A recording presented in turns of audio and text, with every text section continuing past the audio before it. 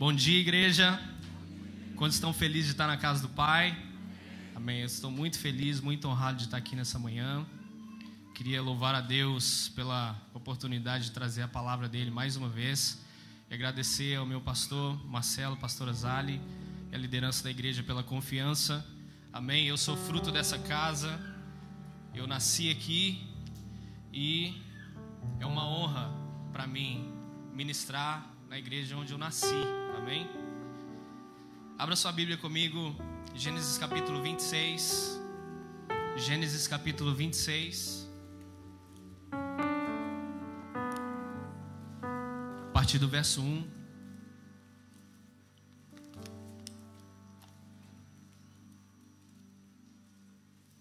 Estava orando ao Senhor essa semana, desde que eu recebi o convite para trazer a palavra hoje.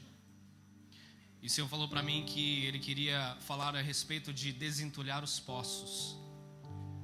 E fazia um tempo que eu não lia a respeito dessa passagem, ou que eu ouvia alguma pregação a respeito disso. Então eu precisei buscar e entender o que é que o Senhor estava querendo dizer para a igreja. Quando a gente vem trazer uma palavra, a gente não pode simplesmente trazer aquilo que está no nosso coração, mas nós precisamos falar aquilo que Deus quer falar à igreja, amém? Então, Gênesis capítulo 26, a partir do verso 1, diz assim: sobrevindo fome sobre a terra, além da primeira, a vida nos dias de Abraão, foi Isaque a Gerar, avistar-se com Abimeleque, rei dos filisteus. E apareceu-lhe o Senhor e disse: não desçais ao Egito, fica na terra que eu te disser, habita nela, e serei contigo e te abençoarei, porque a ti e a tua descendência darei todas essas terras, e confirmarei o juramento que fiz a Abraão teu pai. Multiplicarei a tua descendência como as estrelas dos céus, e lhe darei todas essas terras.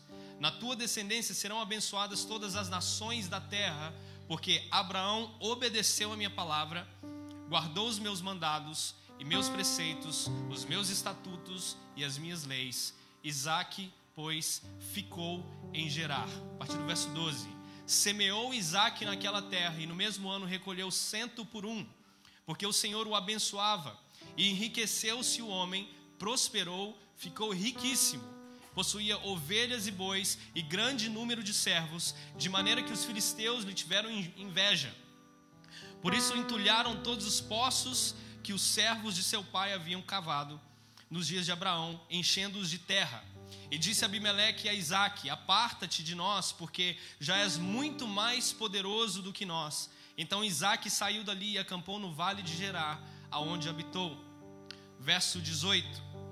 E tornou Isaque a abrir os poços que se cavaram nos dias de Abraão seu pai, porque os filisteus haviam entulhado depois da morte de Abraão.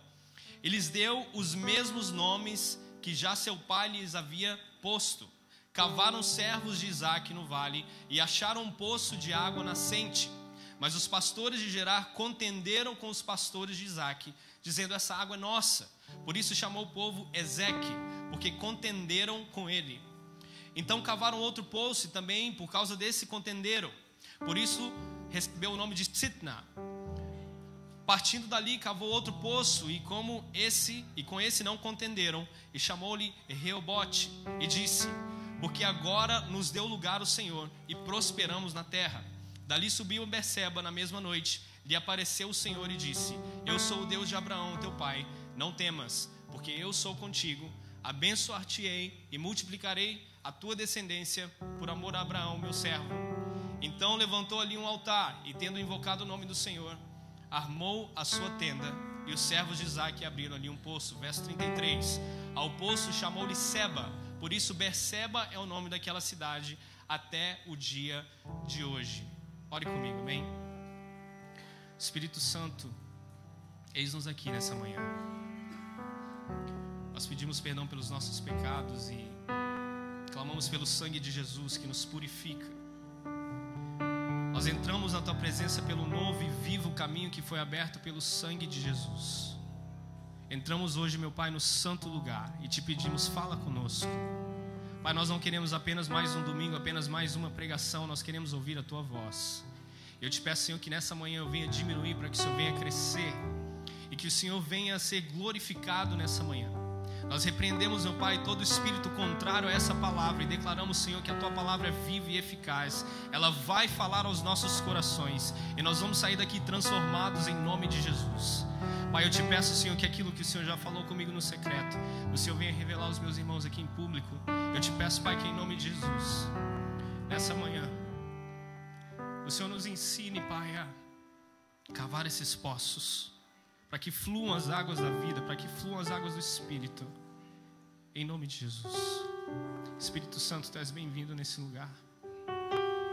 Pode começar a curar corações, pode começar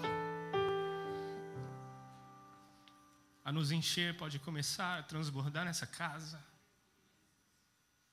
Tu és santo, Tu és santo, Tu és santo.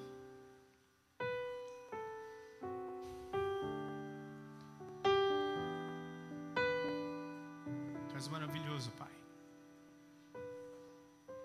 Obrigado, Senhor, pela Tua palavra que chegou até nós. Enquanto muitos ao redor da terra ainda não conhecem o Teu nome.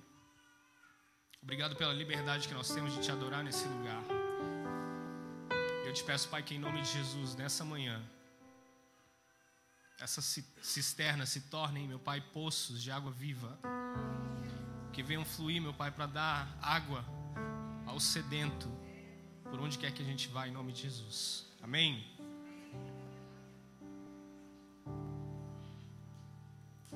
Desentulhando poços. Então essa história ela começa da morte de Abraão.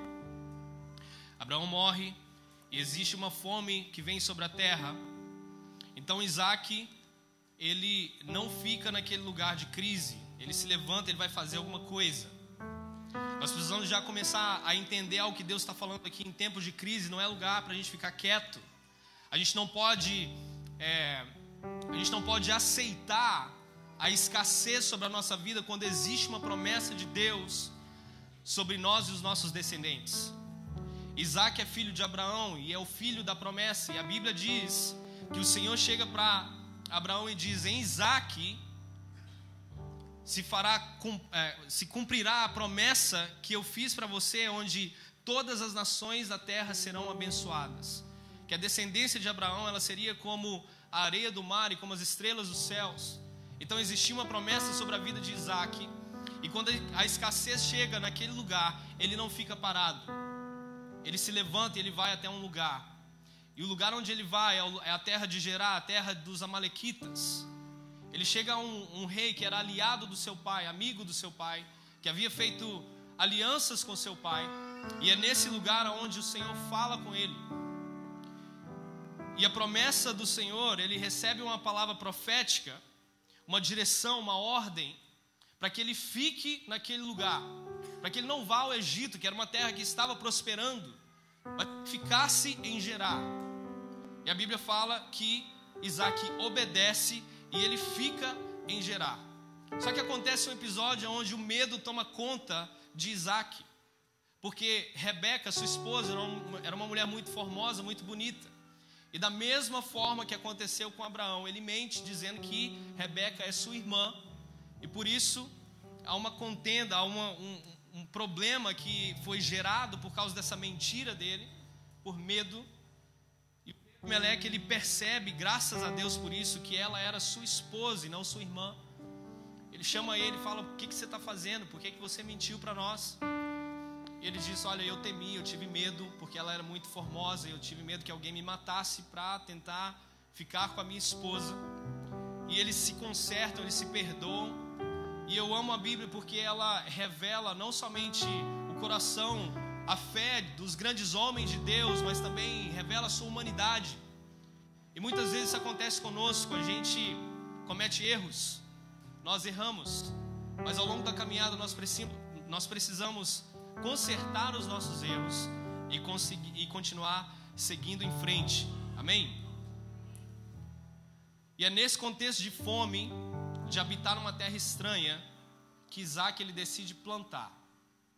Para quem tem promessa de Deus, ainda que o mundo esteja numa escassez, em crise, ainda que as notícias dizem que vai acontecer algo terrível, que as coisas vão secar, que as fontes vão secar. Para aqueles que têm promessa de Deus, nós não estamos em crise, nós estamos em Cristo.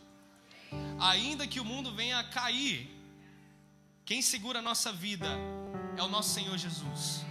A nossa casa, ela não está firmada sobre areia, ela está firmada sobre a rocha que é Cristo. E quando a tempestade vem, quando a fome vem, quando vem o vento forte, ela permanece de pé. No verso 5 diz assim: porque Abraão obedeceu a minha palavra e guardou os meus mandados, os meus preceitos, os meus estatutos e as minhas leis. É isso que Deus fala com Isaac, quando ele diz para ele, nessa terra, em Gerar, que ele iria o abençoar assim como ele foi com Abraão. Por quê? Porque ele guardou a sua palavra, ele guardou os seus mandamentos, os seus preceitos e os seus estatutos. E o resultado é que Isaac, ele colheu 100 por 1. É isso que acontece quando nós guardamos a palavra, guardamos os mandamentos, os preceitos, os estatutos e as leis do Senhor.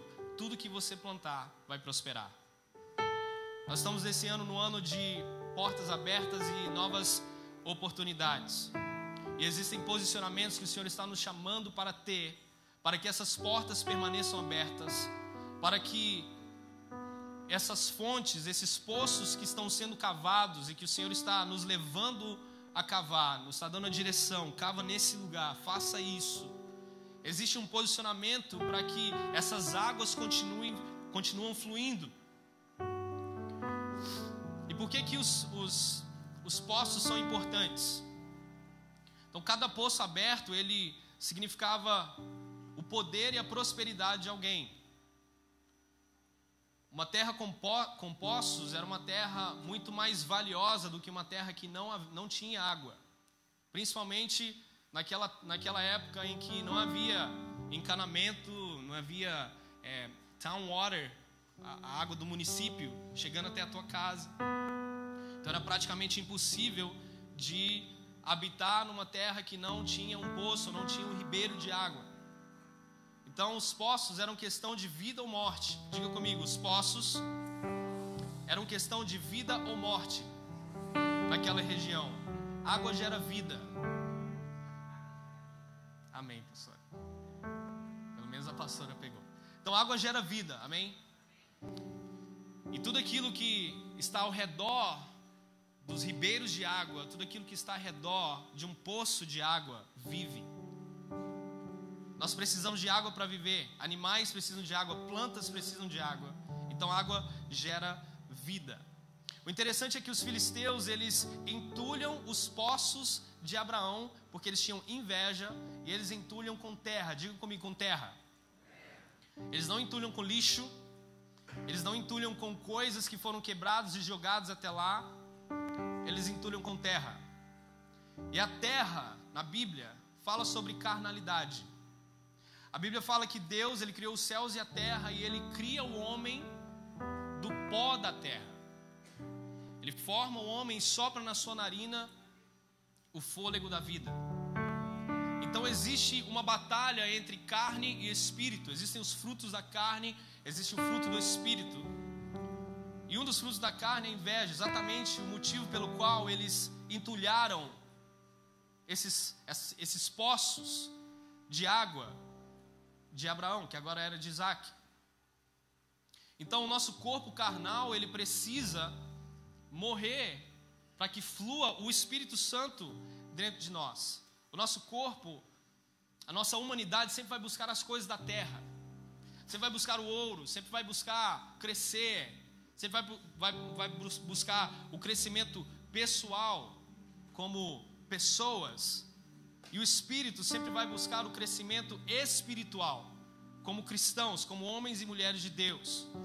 Mas infelizmente muitos de nós temos entulhado os nossos próprios poços com terra, com a nossa carnalidade, com os nossos achismos, com aquilo que eu acho que é certo, aquilo que eu acho que tem que ser. E temos batalhado contra o que a palavra de Deus diz ao nosso respeito, as instruções que Deus nos dá. E quando nós entulhamos os nossos poços, que são poços para fluir com água pura, cristalina, que é para a gente beber, nós estamos bebendo lama. O que está fluindo desse lugar é água suja. Quantos aqui já beberam água daquele filtro lá do Brasil que tastes like mud? Tem gosto de terra. Agora imagina um poço cheio de terra. Terra é bom. Terra, quando você quer plantar, como Isaac plantou, foi bom. Serve como adubo para uma planta. Mas numa cisterna ela não vale nada. Uma cisterna ela está no lugar errado. Nos rios de Deus que querem fluir na nossa vida, se existe carnalidade, se existe terra, ele se torna um rio amargo, impossível de beber. Ele já não gera mais vida. E Deus está nos chamando para limpar esses poços. Poço que não está cheio de água se torna uma prisão. Biblicamente falando, se você for olhar para a vida de José, José foi jogado numa cisterna, num poço que estava vazio, sem água. Jeremias, o profeta, ele foi jogado numa cisterna, ele foi jogado num poço que não tinha água. A fonte de águas vivas do Espírito, quando se torna seca, ela se torna uma prisão para nós. A sua empresa, que era para fluir e gerar riqueza para você, para o reino, se ela deixa de gerar água, se ela deixa de fluir com as águas do Espírito, que foi para isso que Deus te deu essa empresa, amém? Foi para isso que Deus te deu esse trabalho abençoado. Foi para isso que Deus, Ele proveu para você, Ele continua provendo para você, é para que você seja abençoado e você abençoe o reino dEle. Interessante é que nós clamamos a Deus, nós buscamos a Ele, e quando Deus nos abençoa, a gente chega num nível onde a gente acha que é a respeito de o quanto você é bom no business, quanto você é bom no seu network, quanto você é bom de fazer negócios. Você se esquece da onde foi que Deus te tirou. Nós precisamos nos lembrar, assim como quando a gente não tinha nada, Deus era conosco, Ele continua conosco. E Ele quer nos abençoar ainda mais. A Bíblia diz que Isaac, ele foi riquíssimo, ele foi muito abençoado, ele tinha muitas posses, muitos bois. Deus não tem problema nenhum em te dar aquilo que não tem em você. Ele pode te dar qualquer coisa que não vai te controlar. Ele pode te dar qualquer coisa que não vai impedir a cisterna, o poço, de fluir com águas. Na sua empresa, eu quero te dar algumas chaves bíblicas, tá? Não chave de coach. Faça isso e você vai obter aquilo. Gente, é tanta besteira que esses coaches têm falado que é impressionante, é inacreditável que pessoas sigam esses caras e continuem dando rios de dinheiro para eles. Sabe por quê? Só porque eles falam que você vai ser vencedor, você vai conseguir. É inacreditável. Tem um aí que está virando meme na internet, que toda hora eu vejo uma coisa e falo, eu não acredito que esse cara falou isso, cara. Em público, está gravado. E pior que ele já fala assim, eu já sei que vão cortar isso aqui e vai dar 100 vídeos de zoeira na internet. E dá mesmo. Porque é uma carnalidade, uma coisa incrível. É uma água que não dá para beber, uma vez que você provou das águas do Espírito Santo. E olha o que a Bíblia diz. Ela diz, honra o Senhor com a tua fazenda. Sabe o que é a tua fazenda? Tudo aquilo que você produz. E com as primícias de toda a tua renda. Diga comigo, as primícias de toda a tua renda. Não é de um pedaço da tua renda, não é daquilo que sobra da tua renda. A Bíblia diz de toda a tua renda. Amém? E olha qual é a promessa que Deus faz para nós quando nós cumprimos esse propósito.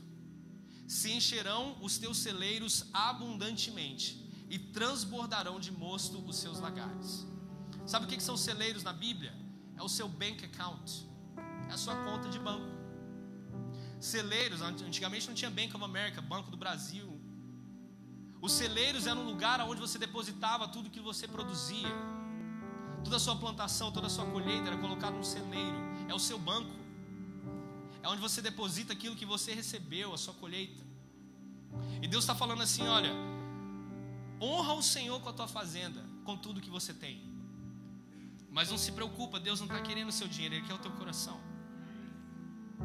Quando você me honra com a tua fazenda, com as tuas primícias, de toda a tua renda, o resultado é que Deus faz com que encha os seus celeiros abundantemente, transborda de mosto os seus lagares. Mosto, vinho, fala sobre alegria, e mosto transbordante fala de riqueza, porque quando o mosto transbordava, quando tinha muito vinho, eles vendiam, eles faziam riquezas com aquilo. Então o que Deus está falando, Ele vai te encher de alegria, Ele vai te encher de riquezas. Quem pega, diz amém, se você for fiel ao Senhor. Ezequiel capítulo 44, verso 30 diz: as primícias de todos os primeiros frutos. Diga comigo, primeiros frutos, não dos últimos frutos. E toda oferta de todas as vossas ofertas serão do sacerdote. Diga comigo, sacerdote. E também as primeiras das vossas massas darei ao sacerdote, para que faça repousar a bênção sobre a tua casa.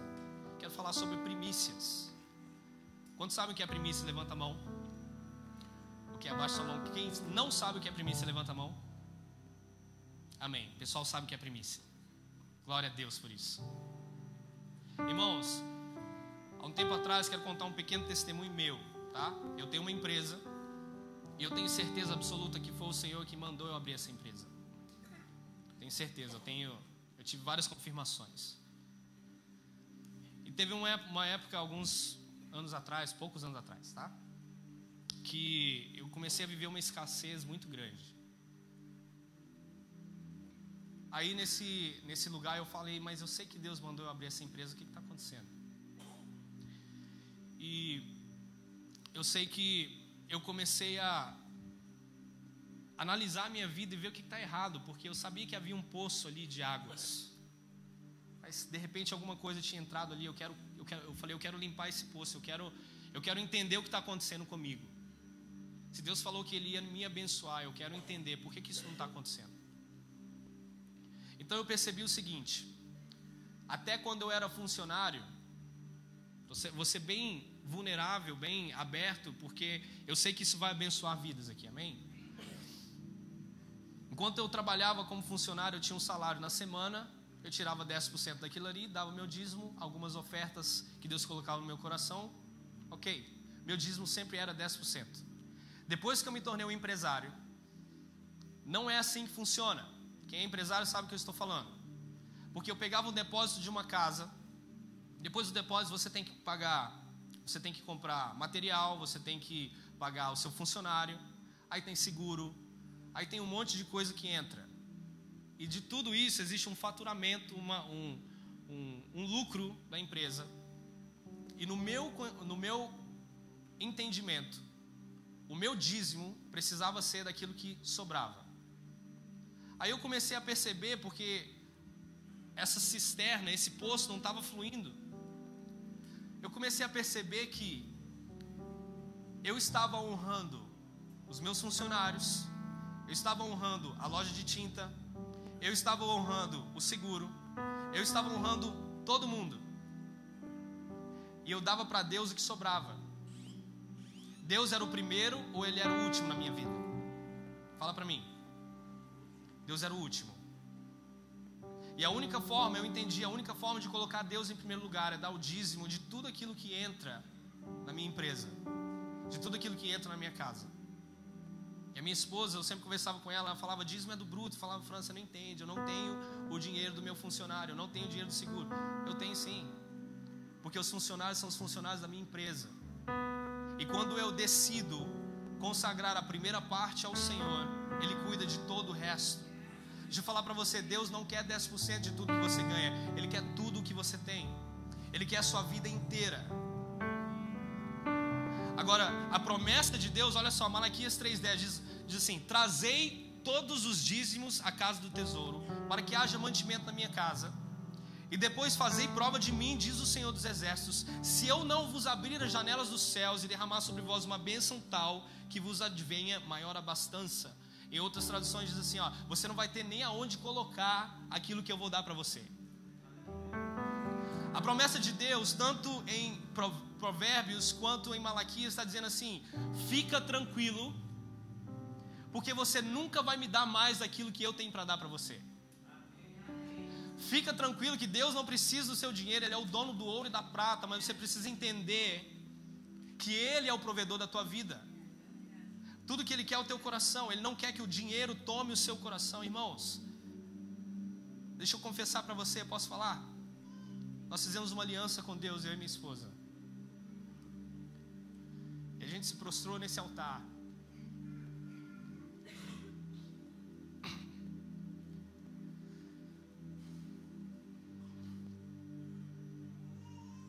Nós falamos, a partir de hoje é do bruto, é de tudo que entrar na nossa casa, nós vamos dar 10% de tudo que entrar.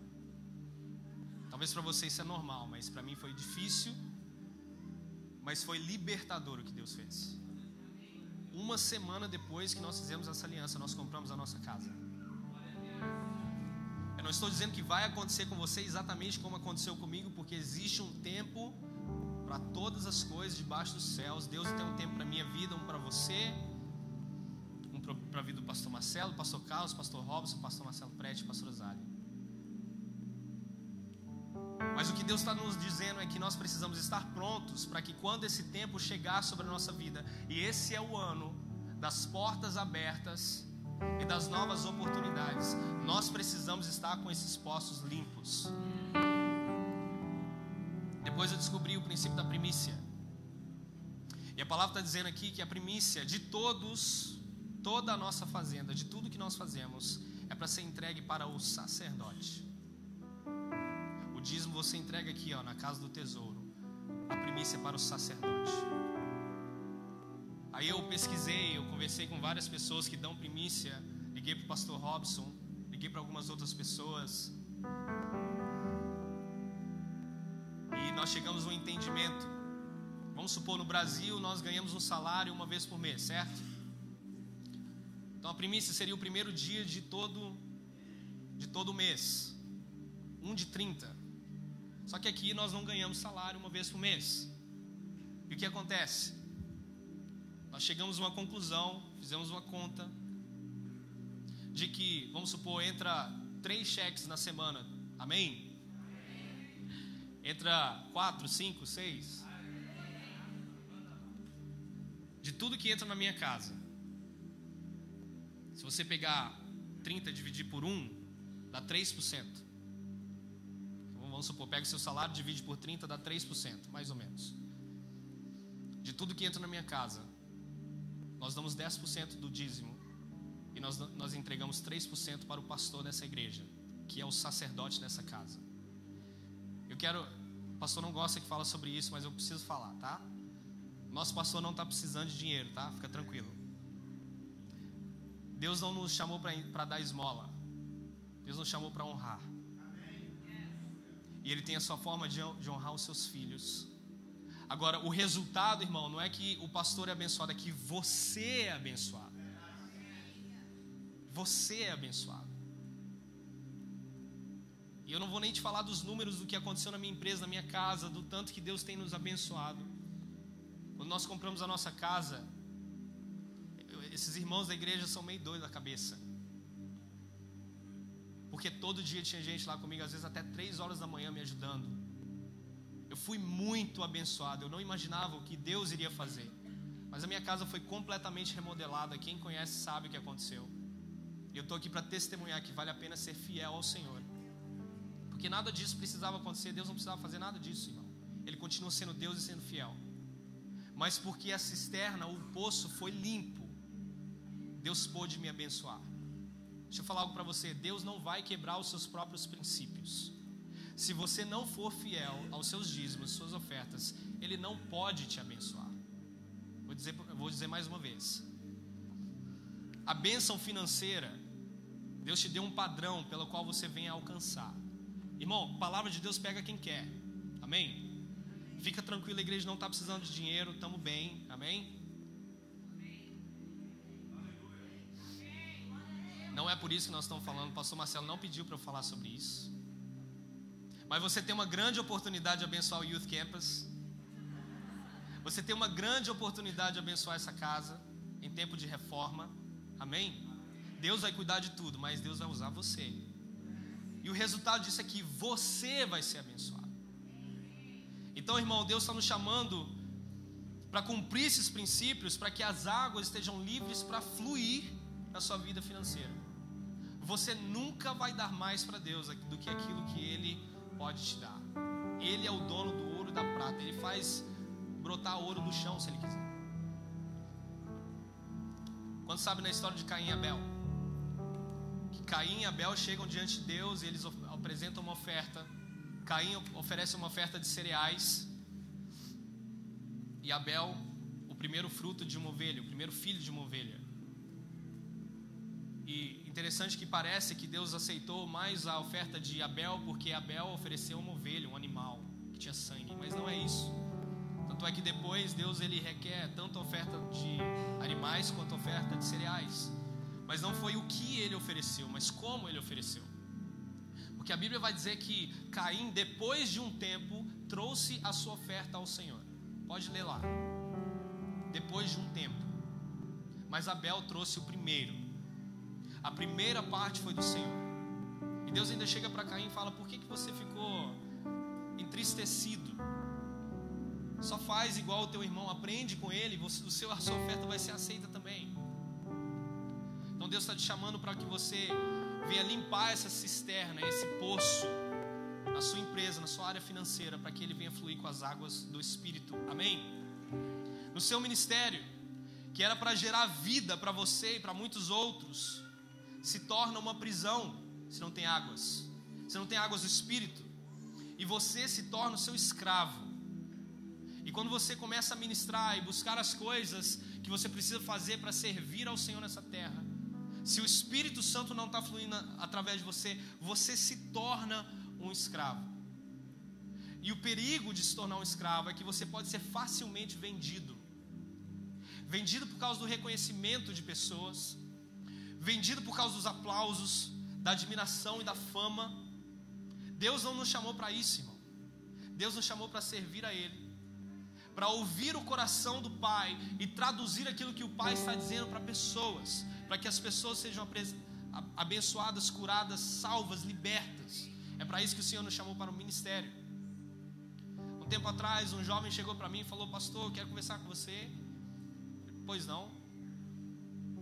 Não, é porque eu estou vendo aí que tem gente que chegou nova no ministério aí, já está pregando, já está ministrando, e eu estou aqui há tanto tempo e não estou pregando, não estou ministrando, não estou fazendo nada. Eu falei: muito bem, como é que está a sua vida de oração? Ah, não estou orando não. Como é que está? Você tem jejuado? Não. Tem lido a Bíblia? Não. Como é que está a sua vida de santidade? Ah, não está muito bem não. Eu falei: irmão, para que você está vindo reclamar comigo? O cara está todo errado.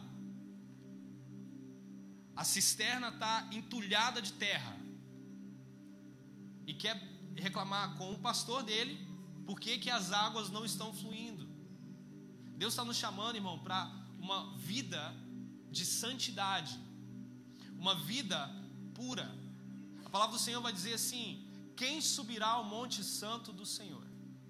Aquele que tem mãos limpas e coração puro. Um coração que não se ofende, um coração que não dá lugar à mágoa, um coração curado, um coração que permite que o Espírito Santo flua através dele. Mãos limpas, lavadas nas águas do Espírito, nas águas da palavra. Esse vai entrar no Monte Santo do Senhor. O seu casamento, que é para gerar honra para você, alegria para você, para o seu cônjuge, para os seus filhos, quando as águas do Espírito cessam, se torna uma prisão.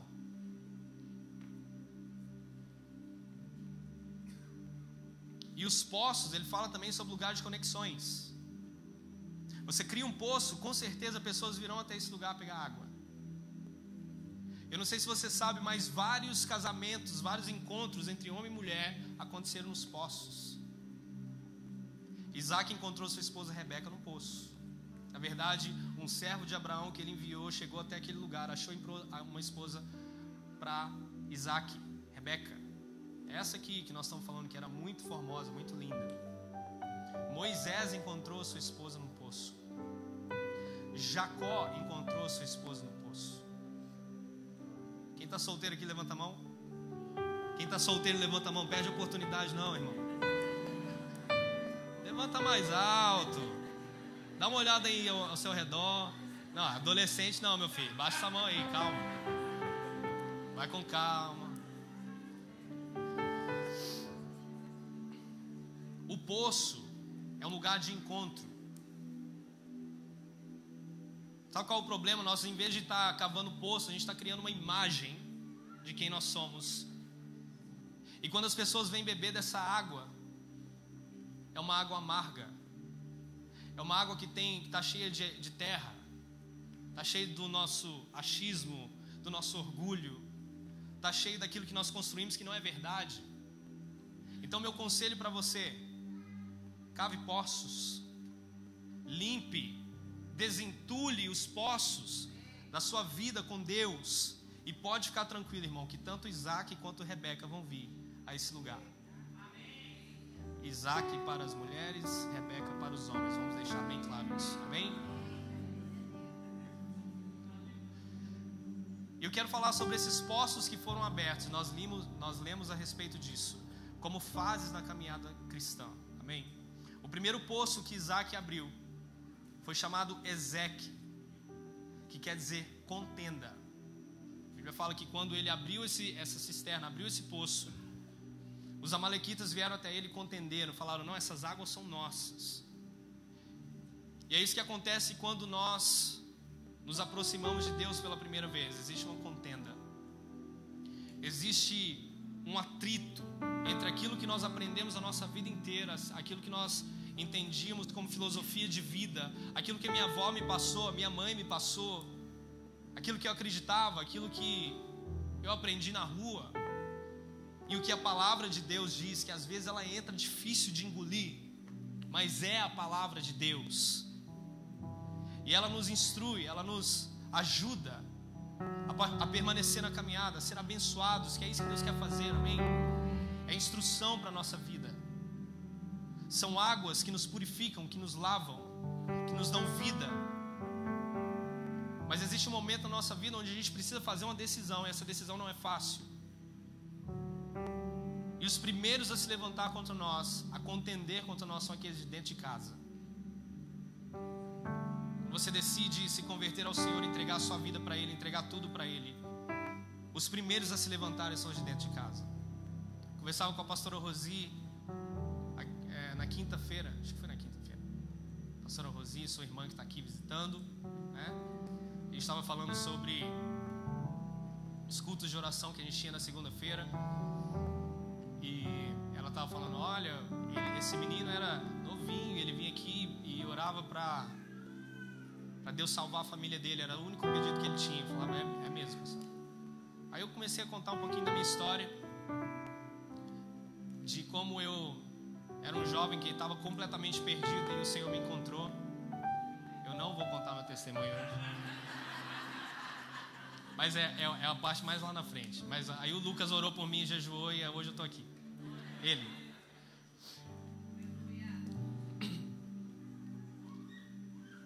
Mas o que ninguém sabia era o que acontecia dentro de casa.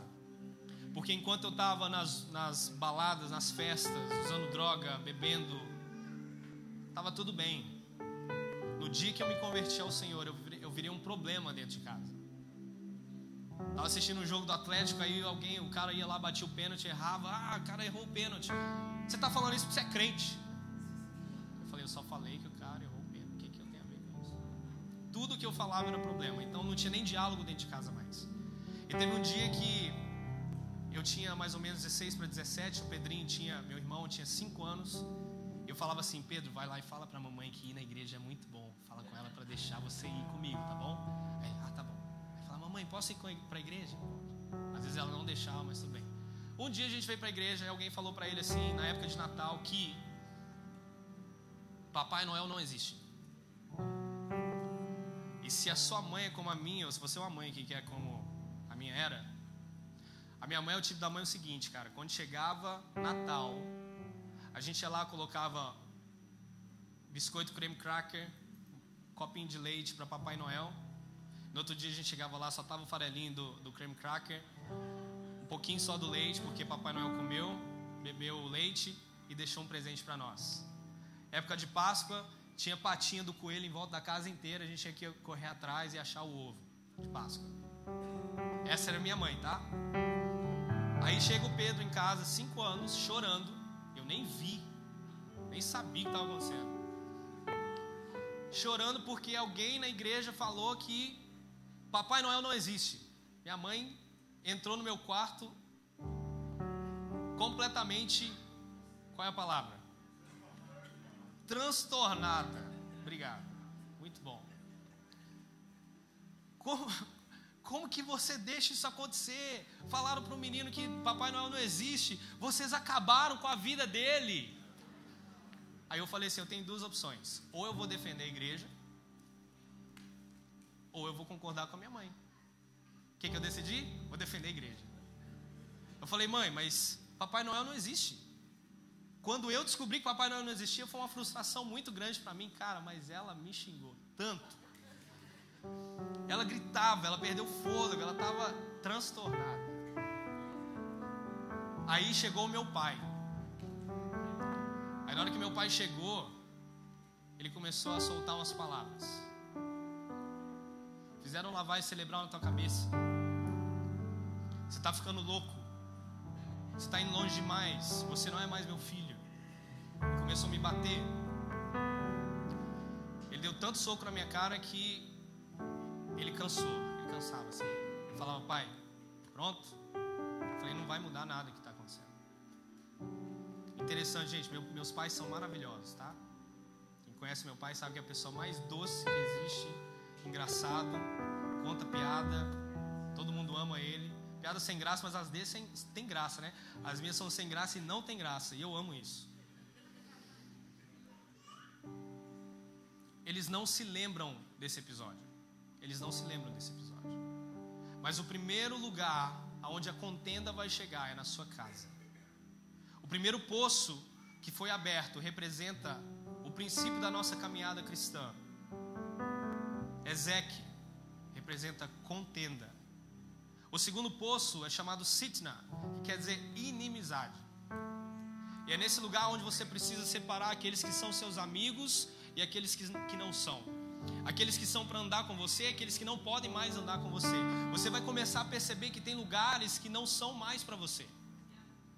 Você vai perceber que tem amizades que elas não cabem mais na tua vida. E você vai precisar tomar decisões difíceis. Eu me lembro que eu sempre tive muitos amigos, né? Eu me lembro que um dia um amigo meu, a gente estava marcado para ir para uma festa, eu já estava vindo na igreja. E já estava tudo combinado. Tudo que ia acontecer na noite já estava combinado. Com quem a gente ia sair, tudo. Aí esse cara falou, cara, hoje à noite, vamos embora. E o Espírito Santo falou, não vai. Hoje você vai falar não. Eu achei que eu ia morrer. Mas eu falei não. Esse cara também ficou transtornado. Mas eu não fui. O primeiro não foi muito mais difícil. Mas o segundo já foi mais fácil. O terceiro também. Então, a Bíblia fala que em Tiago capítulo 4, verso 4, diz assim: não compreendeis que a amizade do mundo é inimiga de Deus? Aquele, pois, que quiser ser amigo do mundo, constitui-se inimigo de Deus. O segundo poço, Sitna, significa inimizade com o mundo. O terceiro poço, Reobote, significa alargamento. Diga comigo, alargamento. E é nesse lugar que Deus começa a nos dar um crescimento espiritual. É nesse lugar, depois que você já contendeu, onde essas decisões difíceis chegaram e você tomou essas decisões, e depois você separou aqueles que são para andar com você e aqueles que não são. Porque as pessoas que te cercam, irmão, vão gerar em você uma identidade, um caráter. Então é necessário que às vezes a gente saia um pouquinho e depois, quando você estiver preparado, volte para conquistar e ganhar os seus amigos para Cristo. Amém? Gente, a minha mãe hoje é uma intercessora da igreja, amém? Ela ora 10 vezes mais do que eu. Se ela falar para você uma coisa, pode esperar que vai acontecer, tá bom? Então hoje a mamãe que é minha intercessora. Antes eu intercedia por ela, hoje é ela. Deus é fiel, amém? E a palavra do Senhor diz, amém? Pode aplaudir o Senhor. A palavra do Senhor diz: crê no Senhor Jesus, salvará tu e a tua casa. E eu creio que cada um dos meus familiares serão salvos, amém? Você crê nisso? Você recebe isso sobre a tua vida? Diga comigo: crê no Senhor Jesus e Ele salvará a mim e a minha casa, amém? Rehobote significa alargamento. É o lugar aonde Deus começa a liberar segredos do seu coração, porque Ele já pode confiar em você. Ele sabe que os poços que Ele te mandou cavar, o poço da contenda, onde você precisou lutar contra você mesmo, para que você fosse transformado, o poço da inimizade, que você precisou abandonar as coisas do mundo, os seus amigos, que te levavam para um mau caminho. Agora Ele pode confiar desejos, sonhos do seu coração a você, a respeito da sua vida, a respeito da sua igreja, a respeito da sua geração. E Deus, Ele começa a liberar sonhos, visões daquilo que Ele quer fazer. A palavra diz no verso 22 que foi depois que o poço de Rehobote foi aberto que eles começaram a crescer. Depois que esse poço do alargamento foi aberto, ali não teve mais contenda, já estava tudo resolvido. Eles começaram a crescer. E o quarto e último poço que foi aberto se chama Berseba, que quer dizer juramento. E essa fase onde as promessas do Senhor começam a se cumprir na sua vida. E até mesmo os inimigos, Abimeleque, vem fazer pacto com você, vem fazer paz com você, porque entendem que o Senhor já está operando sobre a tua vida. Verso 23 e 24 diz assim: dali ele subiu a Berseba, e na mesma noite lhe apareceu o Senhor e disse: eu sou o Deus de Abraão teu pai, não temas, porque eu sou contigo. Abençoar-te-ei e multiplicarei a tua descendência por amor a Abraão teu servo, meu servo.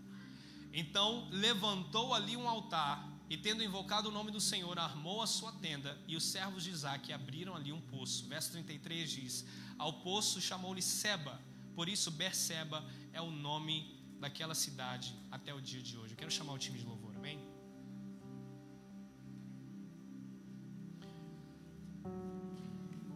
Há uma passagem lá na frente que diz que Jesus, ele encontra uma mulher samaritana no poço de Jacó. Isaac encontrou uma esposa no poço. Moisés encontrou sua esposa no poço. Jacó encontrou sua esposa no poço. E Deus falou comigo a respeito disso. Jesus encontrando a samaritana naquele poço, o Senhor disse para mim: a igreja é esse poço. A igreja é o lugar de encontro entre Jesus e os perdidos. E nós precisamos que esses poços sejam limpos, desentulhados, para que flua as águas do Espírito. Deus está nos chamando para esse tempo de desentulhar os poços, para receber aquilo que Deus está para trazer sobre essa casa, está para trazer sobre a igreja. É um tempo que já foi profetizado de portas abertas e novas oportunidades, mas se você não limpar os seus poços, você vai perder a visitação daquilo que Deus quer fazer nesse tempo. Deus tem nos chamado para esse tempo de limpeza em todas as áreas da nossa vida. Falei sobre áreas aqui que eu tenho certeza que tocou em você e entrou de repente um pouco difícil, porque Deus falou comigo também. Mas é necessário, Deus, Ele te ama tanto que Ele quer transformar a tua vida, Ele quer transformar essa prisão em um lugar onde vai gerar vida para você. Seu casamento não vai ser mais uma prisão, vai ser um lugar de alegria, de descanso, de honra, de gozo do Senhor. O seu ministério não vai ser uma prisão. Você não vai fazer porque você tem que fazer, porque senão o pastor vai te ligar e vai chamar a sua atenção. Ou você precisa fazer porque o que os outros vão pensar de mim? Eu preciso dos aplausos, eu preciso do reconhecimento de pessoas. Não, o Espírito Santo vai fluir através do teu ministério. A sua empresa, as suas finanças não serão um aprisionamento para você. A sua empresa não terá você, você terá ela. Se você entender aquilo que Deus está fazendo através das suas finanças, qual o propósito pelo qual o Senhor tem te abençoado e vai abençoar ainda mais, se você entender qual é o propósito do Senhor. Irmãos, nós não damos dízimo, nós não damos primícia para que a gente seja abençoado. Esse não é o propósito da gente entregar aquilo que o Senhor depositou na nossa mão. O propósito é honrar o Senhor. Honra o Senhor com toda a sua fazenda, todas as suas riquezas. E a recompensa é a bênção de Deus. Primícia diz que para que faça repousar a bênção do Senhor sobre a tua casa. Quem quer a bênção de Deus sobre a tua casa? Irmão, Deus está te dando uma ferramenta. Deixa eu te falar algo. Se você dá 10% é porque você tem 100%, certo? Então, quanto mais Deus me der, quanto mais eu der, quer dizer, quanto mais eu der para Deus, quer dizer que Deus já me deu. Então, irmão, a ideia é dar mais ainda. Amém? A cada dia mais. E que gratidão, que alegria, irmão, é você poder abençoar a casa de Deus. Que alegria, é libertador o que Deus pode fazer.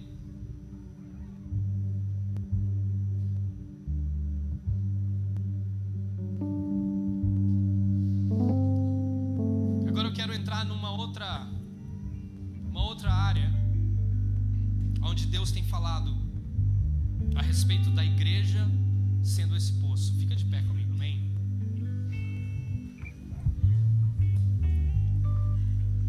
Foram cavados poços nesse lugar. Se você conhecer um pouco da história dos Estados Unidos, você não precisa nem ser crente, mas você vai saber que esse lugar foi um lugar onde vieram pessoas da Inglaterra, não para tirar aquilo que havia de riqueza nesse lugar, mas para fazer uma casa, uma habitação para Deus, um lugar onde pessoas pudessem adorar ao Senhor em espírito e em verdade, com liberdade. Essa terra foi consagrada ao Senhor Jesus, e essa terra começou a prosperar muito, e grandes homens de Deus surgiram nesse lugar, grandes líderes. Se você for ver o tempo de existência dos Estados Unidos, é um país relativamente novo, e é o país mais próspero, abençoado do mundo, mais forte do mundo. Os Estados Unidos, eles norteiam o que acontece na cultura do mundo inteiro. É o termômetro daquilo que acontece no mundo hoje. Estados Unidos e Israel. Porque nesse lugar foram cavados poços. Deus abençoou e prosperou de uma maneira sobrenatural. O que acontece nos Estados Unidos não é normal de acontecer numa nação. E Deus levantou grandes homens de Deus, grandes avivalistas que entraram, que moveram sobre esse lugar. George Whitefield, Jonathan Edwards, vários homens da Europa, dessa nação. Se você for ver a história, você vai ver que a maioria dos presidentes, governadores, no começo desse país, eles eram parte da sociedade bíblica dos Estados Unidos, eram homens de Deus. As escolas tinham ensino bíblico para os alunos, para os estudantes. Mas essas cisternas, esses poços, eles foram entulhados com terra, com o humanismo, com a ciência, com o orgulho, com a soberba. Entulharam-se os poços que foram abertos nesse lugar. E Deus tem levantado uma igreja nesse tempo que vai desentulhar esses poços que foram abertos no passado. Existe um segredo a respeito de você desentulhar poços. Nós podemos cavar novos poços? Podemos, devemos. E Deus não está nos chamando para repetir aquilo que aconteceu no passado, mas existe uma honra muito maior em desentulhar os poços que foram cavados por grandes homens e mulheres de Deus no passado, porque eles falam daquilo que Deus fez e nos dizem respeito àquilo que Ele ainda pode fazer hoje. E se nós mantermos esses poços abertos, limpos, vai falar daquilo que Ele vai fazer nas próximas gerações. Nós temos uma responsabilidade como igreja de manter esses poços abertos, para que a próxima geração seja a geração que vai carregar a glória de Deus sobre esse lugar. Está chegando um tempo aonde Deus vai trazer pessoas dos 4 cantos da terra para ver aquilo que Deus está fazendo aqui nesse lugar, aqui nessa região. Mas é necessário que a igreja entenda para que nós somos chamados para esse lugar. Sabe quando isso vai acontecer, irmão? Quando nós entendermos, foi Deus que te trouxe aqui, Ele mandou você ficar, você permaneceu, você permaneceu na palavra, nos mandamentos, você permaneceu na ordem, você obedeceu ao Senhor. Se prepare, porque o fluir das águas está vindo sobre esse lugar. E o que o Senhor está dizendo é que muitos perdidos, como aquela samaritana, estarão vindo para esse lugar. Irmão, tudo que nós precisamos fazer é cavar esse poço, é desentulhar esse poço que já foi aberto, e com certeza as pessoas virão.